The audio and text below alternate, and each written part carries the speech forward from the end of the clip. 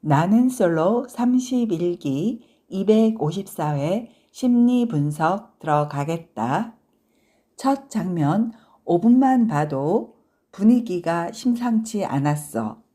특히 영숙의 행동은 단순히 센 캐릭터 정도로 보기엔 굉장히 강한 심리적 특징들이 드러났다고 느껴졌다.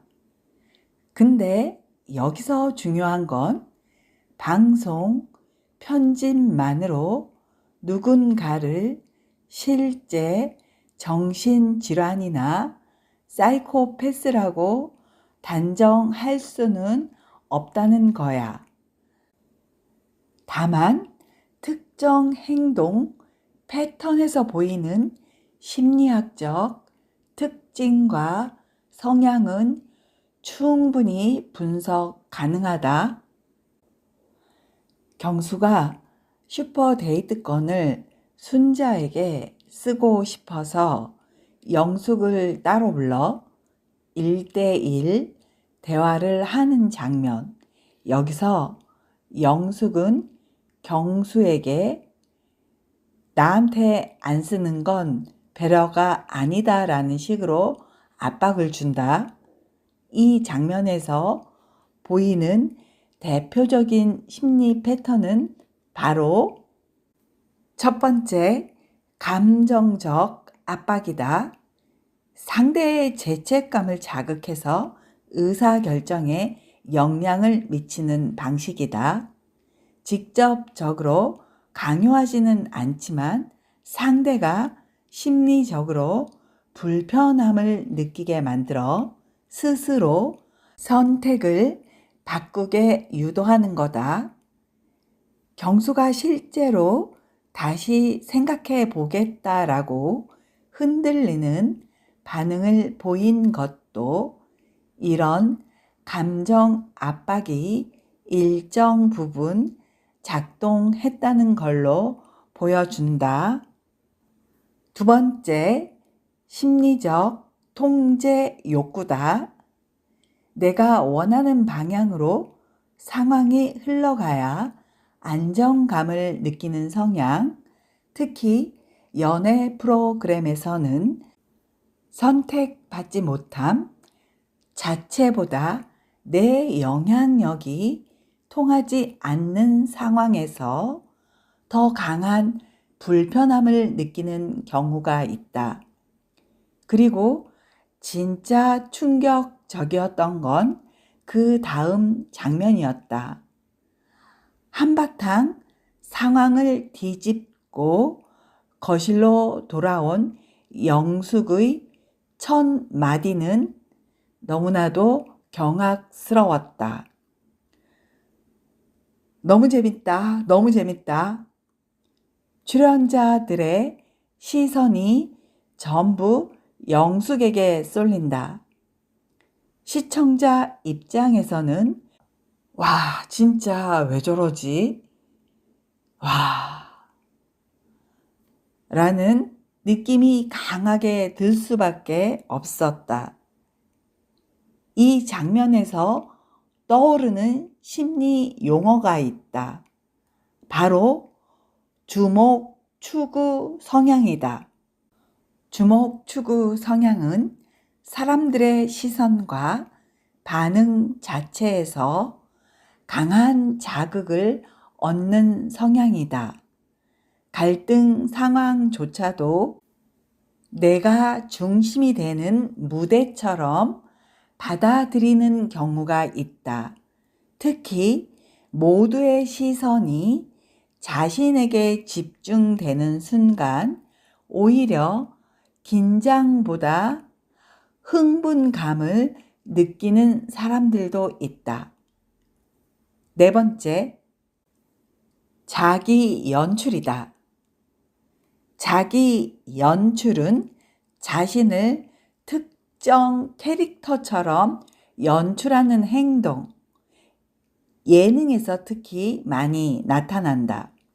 영숙은 단순히 상황을 겪는 게 아니라 마치 스스로를 드라마의 주인공처럼 표현하고 있었다. 너무 재밌다 라는 말도 실제 감정보다 나는 이런 상황도 즐기는 쿨한 사람이다 라는 이미지를 보여주기 위한 자기 연출처럼 보였다. 그리고 이어지는 행동도 너무나도 특이했다. 우선 연고 좀 바르고 그러면서 자기 손을 출연자에게 내민다. 이런 연출은 사람들이 궁금해하니까 자연스럽게 본인에게 관심이 계속 머물도록 흐름을 끌고 간다. 이건 심리학적으로 보면 5번째, 관심 강화 행동이다. 타인의 관심과 반응을 보상처럼 느끼는 패턴이다. 사람들이 쳐다보고 말 걸고 반응해주는 순간 그 행동이 더 강화된다.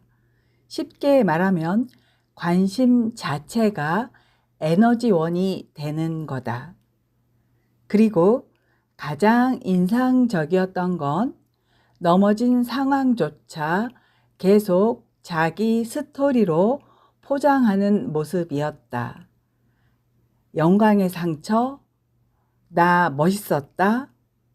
보통 칭찬은 남이 해주는 건데 스스로 계속 자기 서사를 만들고 있었다. 여기서 보이는 심리 특징은 6번째, 자기 미화.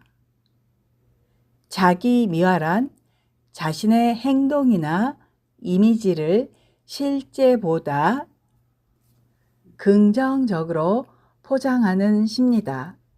사람은 누구나 어느 정도 자기 미화를 한다.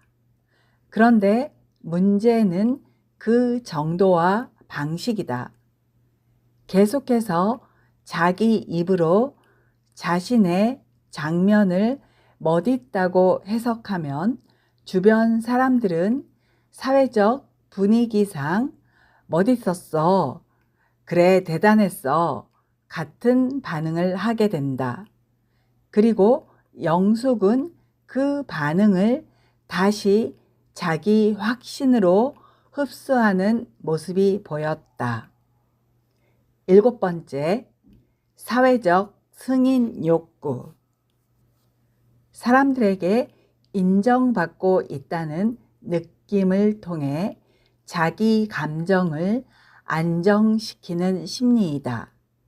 특히 반복적으로 나 멋있었지? 나 괜찮지? 라는 확신을 주변 반응으로 얻으려는 특징이 나타난다. 그리고 여기서 다른 출연자들의 반응도 굉장히 흥미롭다. 다들 궁금해하면서 몰려들고 분위기에 맞춰 반응하고 리액션을 해준다. 이건 집단 심리에서 자주 나오는 현상이다. 8번째, 사회적 동조.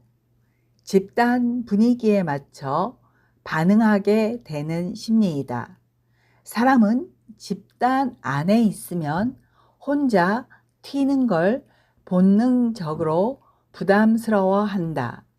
그래서 누군가 강한 에너지를 뿜어내면 주변 사람들이 그 흐름에 맞춰 반응하게 된다. 특히 예능처럼 폐쇄된 공간에서는 한 명의 감정 에너지가 집단 전체 분위기를 흔들기도 한다. 그리고 영식의 반응도 눈에 들어왔다. 남자 출연자들 중 거의 유일하게 영숙 흐름에 같이 올라탔다. 이건 심리학적으로 보면 9번째, 정서 전염이다.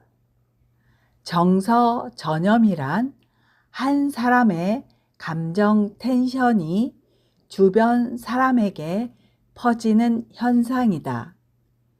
흥분한 사람이 있으면 같이 흥분하고 웃는 사람이 있으면 따라 웃게 되는 것처럼 강한 감정 표현은 집단 전체에 영향을 준다. 또 하나 중요한 건 사람들은 강한 캐릭터 앞에서 무의식적으로 눈치 보기 상태에 들어간다는 거다. 10번째, 집단 내 권력 역학. 집단 내 권력 역학이란 목소리가 크고 자존감이 강한 사람이 등장하면 다른 사람들은 그 사람의 반응을 먼저 살피게 된다. 그러다 보면 어느 순간 그 사람이 분위기의 중심축이 된다. 이번 장면에서도 영숙은 단순 참가자가 아니라 집단의 감정 흐름 자체를 흔드는 중심 인물처럼 보였다. 하지만 내가 개인적으로 가장 크게 느낀 건 부끄러움에 대한 감각이었다. 맹자는 말했다. 사람에게는 부끄러워하는 마음이 있어야 하니 부끄러워하는 마음이 없는 것은 부끄러운 일이다. 공자는 말했다. 잘못을 저지르고도 고치지 않는 것, 이것을 진짜 잘못이라 한다. 또 이런 말도 있다. 부끄러움을 모르는 것은 인간이 가질 수 있는 가장 큰 악덕이다.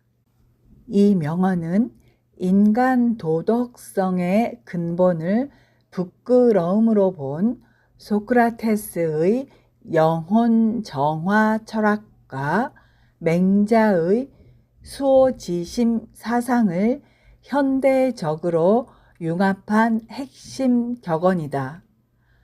또 마크 트웨이는 인간은 부끄러워할 줄 아는 유일한 동물이며 또한 그럴 필요가 있는 유일한 동물이다 라고 했다. 키케로는 수치심이 사라진 곳에는 도덕도 존재할 수 없다라고 했다. 나는 그 장면을 보면서 사람이 얼마나 자기 감정과 욕구에만 몰입하면 저런 행동이 가능할까 싶은 생각이 들었다. 물론 방송은 편집이 들어가고 우리가 모든 상황을 다 아는 건 아니다. 근데 적어도 화면에 나온 모습만 놓고 보면 상대 배려보다는 자기 감정과 자기 존재감이 우선되는 모습이 굉장히 강하게 느껴졌다. 그리고 솔직히 말하면 보다가 너무 어처구니 없어서 TV를 꺼버렸다. 오늘은 앞부분 단 5분 장면만 가지고 심리 분석해봤다. 그런데도 영숙의 심리적 특징과 행동 패턴은 충분히 드러났다고 본다. 다음 편은 이어서 시청하고 싶은 마음이 생길 때 다시 보고 심리 분석해 보겠다.